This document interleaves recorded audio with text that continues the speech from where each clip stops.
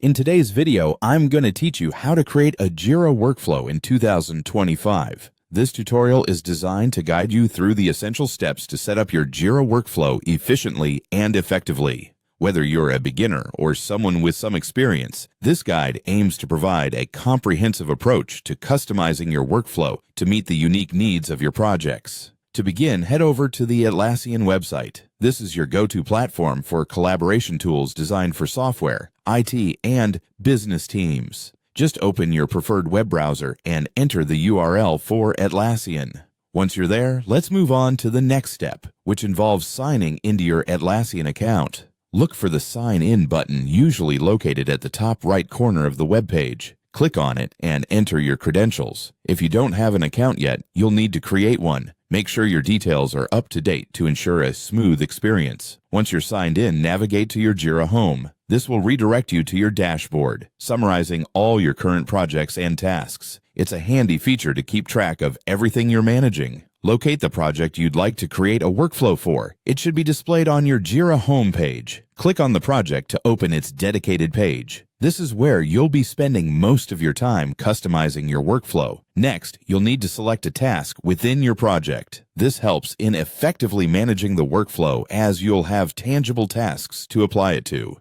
Browse through your project until you find the relevant task you want to modify.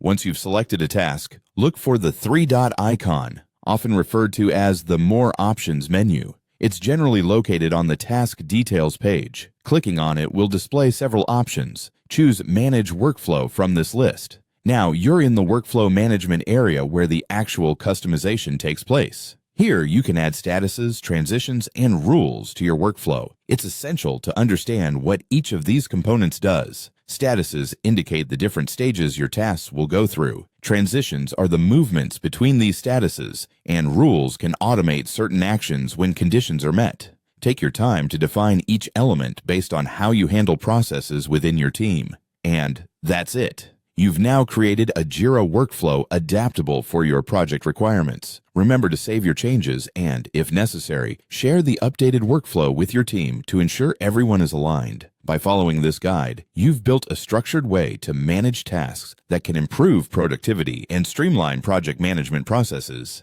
Thanks for following along, and I hope this helps you in creating efficient workflows within Jira on your projects.